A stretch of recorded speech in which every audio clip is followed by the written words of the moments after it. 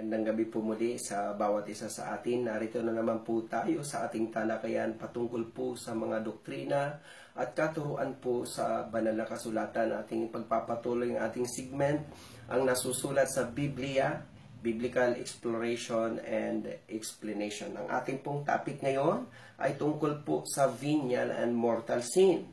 At ang ating pong bibigyan ng linaw na katanungan, itinuturo po ba ng Biblia ang venial and mortal sin? I would repeat, itinuturo po ba ng Biblia ang venial and mortal sin? Mga kapatid, let us define first the venial and mortal sin. Mortal sin is the knowing and willfully violation of God's law, the Ten Commandments, and mortal sin is called mortal because it is the spiritual death of the soul, separation from God. While naman, venial sins are slight sins. If we do not break relationship with God, it is disobedience of the law of God in slight or venial matters. Kaya, para bang sa madaling sabi, pag sinasabing mortal, ito ay mabigat na kasalanan. Pag sinasabing venial, ito po ay magaan na kasalanan. Kinuha nga po nila ang kanilang batayan sa James 2:10 sapagkat ang sino mang gumagawa ng buong kautusan at gayon may natitisod sa isa ay nagiging makasalanan sa lahat. So ito po ang basihan nila ng mortal sin. While naman ang kanilang basihan po ng tinatawag na venial sin ay dito po matatagpuan sa 1 John 5:16 and 17. Kung makita ng sino man na ang kanyang kapatid ay nagkakasala ng kasalanang hindi ikamamatay. So, they called it venial. At ito nga po ang mga kapatid, ang kanilang ipinapanalangin doon sa purgatorio, yung mga kasalanang hindi ikamamatay. So, pansinin po ninyo na andyan po yung Greek word, yung salitang ikamamatay, kasi mamaya po i-define po natin. Balikan po natin uli, basahin natin uli. Kung makita ng sino man na ang kanyang kapatid ay nagkakasala ng kasalanang hindi ikamamatay, ay idalangin siya at bibigyan siya ng Diyos ng buhay na ukol sa mga nagkakasala ng hindi ikamamatay. May kasalanang ikamamatay. Hindi tungkol dito ang sinasabi kong idalangin niya. 17. Lahat ng kalikuan ay kasalanan at may kasalanan hindi ikamamatay. So, balikan natin mga kapatid, ang wika po nila, mayroon pong kasalanang hindi ikamamatay at ito ay pwede raw po ipanalangin, which they called it venial sin.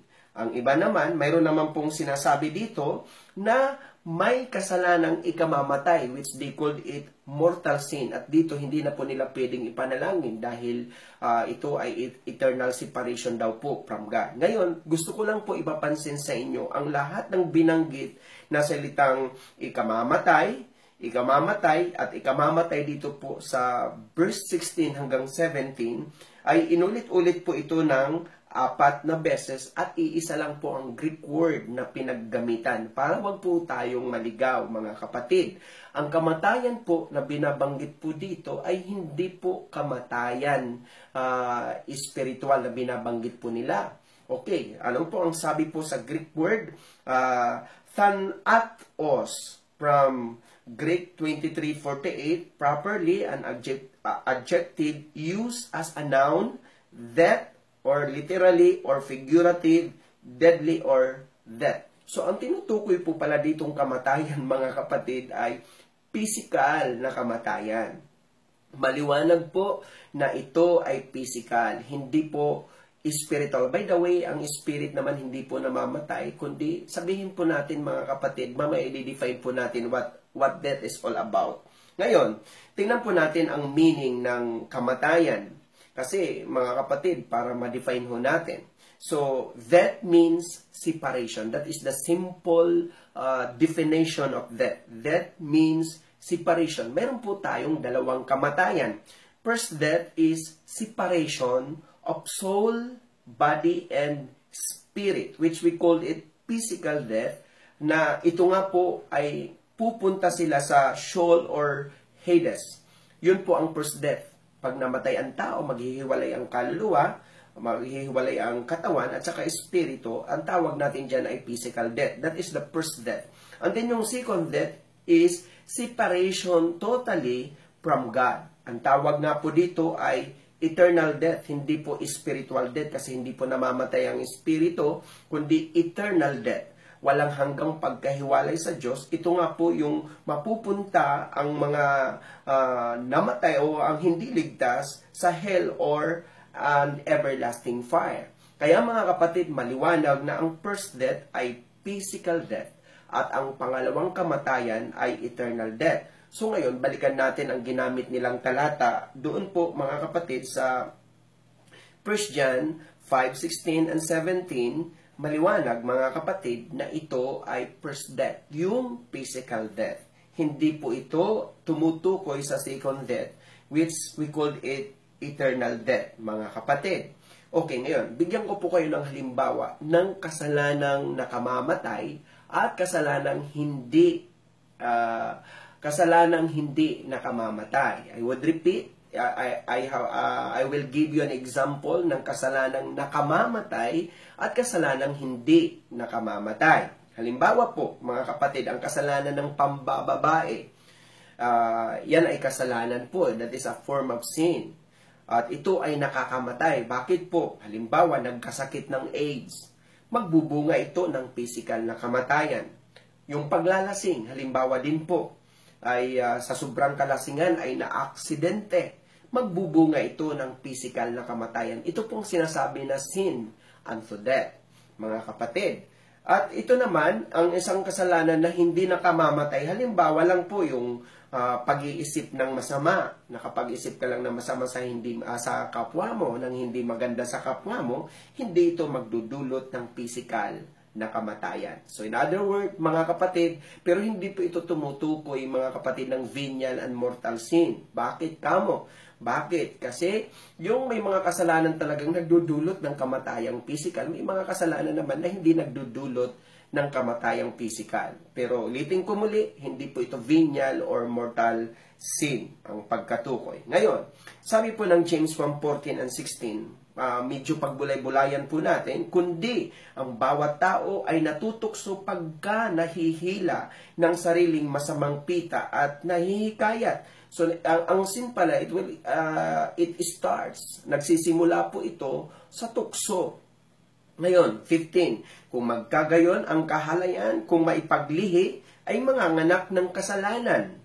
At ang kasalanan, pagkamalaki na, ay namumunga ng kamatayan. Huwag kayong padaya, mga minamahal kong kapatid. So in other words, ang kasalanan pala ay gradual. Nagsisimula yan sa temptation. Pag kumagat ka sa temptation, magkakasala ka. Pag nagkasala ka at nabuhay ka na doon sa pagkakasala, pwede po ito magdulot ng tinatawag nating kamatayan. Ngayon, maliwanag po ang sabi ng 1 John, let us define the sin para hindi po tayo masyadong nabubulamihanan. Ang sabi ng 1 John 3:4, ang sino mang gumagawa ng kasalanan ay sumasalangsang din naman sa kautusan at ang kasalanan ay pagsalangsang sa kautusan. Kung sinasabi po nila ang mortal sin daw ay paglabag sa kautusan, mga kapatid, lahat pala ng tao dito ay walang maliligtas kung ang mortal sin ang pagbabatayan dahil lahat tayo ay lumabag sa kautusan. Sapagkat ang sabi dito malinaw at ang kasalanan ay pagsalangsang sa kautusan. Ano pa po ang definasyon? So in other words, na nagkakasala tayo the moment na lumabag tayo sa kautusan. Romans 3:23, sapagkat ang lahat ay nangagkasala nga at hindi nangakaabot sa kaluwalhatian ng Diyos. Ang kaluwalhatian ng Diyos, yun po ang standard. Yun po, ang standard ng Lord ay righteousness, mga kapatid. At sabi ng Bible, lahat ay nangagkasala at hindi tayo nangakaabot doon sa standard ng ating Panginoon. So in other words, mga kapatid, ang hindi pag-abot sa standard ng kaluwalhatian ng Diyos, ito ay kasalanan. Ngayon, ang sabi po ng Romans 5:12, kaya nga, kung paano na sa pamamagitan ng isang tao ay pumasok ang kasalanan sa sanlibutan at ang kamatayan yay sa pamamagitan ng kasalanan at sa ganito'y ang kamatayan ay naranasan ng lahat ng tao sapagkat ang lahat ay nangagkasala. Pinapaliwanag po dito ni Pablo sa mga taga-Roma na kung paano sa pamamagitan ng isang tao, referring kay Adan, pumasok ang kasalanan sa sanlibutan, at nang pumasok ang kasalanan, mga kapatid, sa sanlibutan, ay naranasan ang kamatayan. At ang kamatayan na ito, ang sabi ng Bible, sa ganito'y ang kamatayan ay naranasan ng lahat ng tao. Lahat ng tao yung kamatayan, sapagkat ang lahat ay nangagkakasala. Kaya hindi po ngayon tanong na kahit mayaman, kahit matalino, kahit ano ang status sa buhay, mga kapatid, ay nakakaranas ng kamatayan. Bakit? Kasi ang kamatayan ang hindi pwedeng takasan. At nararanasan ito ng lahat ng tao. Bakit? Ang wika ng Biblia, sapagkat lahat tayo ay nagkasala. Kasi kung sasabihin nga po natin, ang may kasalanang hindi ka mamatay, hindi po, mga kapatid, lahat nga po tayo mamamatay dahil lahat tayo ay nagkasala. Sabi pa nga ng Romans 6:23, sapagkat ang kabayaran ng kasalanan ay kamatayan. Datapwat, ang kaloob ng walang bayad ng Diyos ay buhay na walang hanggan kay Kristo Jesus na Panginoon natin. So, ngayon mga kapatid, ang sinasabi dito, dahil lahat tayo nagkasala at maliwanag na ang kabayaran ng kasalanan ay kamatayan. Kaya hindi po tanong kung bakit nararanasan natin ang kamatayan is because, sabi nga po ng Biblia, lahat nga po tayo ay nagkasala. There is no such slight sin, mga kapatid. Wala pong tinatawag na slight sin kasi they define the venial sin as slight sin.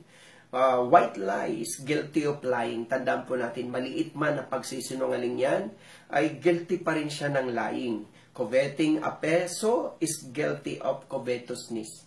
Ang mga kapatid, tayo man ay magnakaw ng piso, magnakaw ka ng 1,000,000, pareho po yan pagnanakaw. Kasalanan po ng pagnanakaw yan. Kaya wala pong malaking kasalanan kay Lord, walang maliit na kasalanan, walang mortal, walang venial. Sin is sin. Basa po tayo. Sabi ng 1 Samuel 15:23, sapagkat ang panghihimagsik ay gaya ng kasalanan ng panghuhula. Gaya ng kasalanan ng panghuhula. At ang katigasan ng ulo ay gaya ng pagsamba sa mga Diyos-Diyusan at sa mga terap, sapagkat dahil sa inyong itinakwil ang salita ng Panginoon, ay kaya namang itinakwil ka upang huwag ka nang maging hari. So in other word, gaya halo. Wala pong difference. Parehas lang po yan. Revelation 21:8. Tingnan po natin. Hinighlight ko po dyan ang duwag at saka mga sinungaling. Kasi para bang pag sinabing duwag, para bang slight sin ang dating.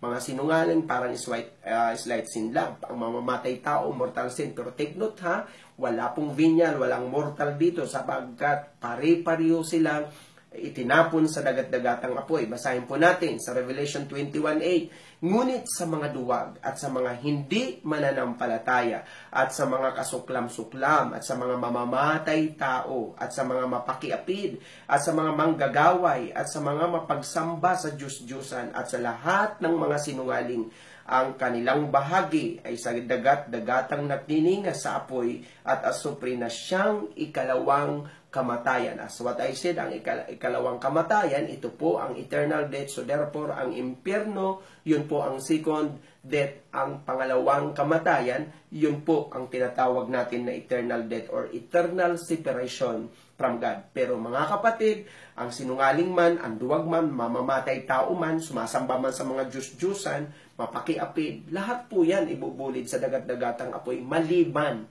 na ang mga ito ay nagsipagsisi at tinanggap ang Panginoon bilang tagapagligtas. Kaya mga kapatid, sabi ng 1 John 1:9, kung ipapahayag natin ang ating mga kasalanan, ano man yan, pagsisinungaling, pagpatay man ng tao, pangre-rape man yan, o anumang uri ng kasalanan. Sabi ng Bible, kung ipapahayag natin ang ating mga kasalanan, ay tapat at banal siya na tayo'y patatawarin sa ating mga kasalanan at tayo'y lilinisin sa lahat ng kalikuan. Kaya mga kapatid, uulitin ko, sa mata ng Diyos, wala pong mortal, walang venial, walang malaki at maliit na kasalanan.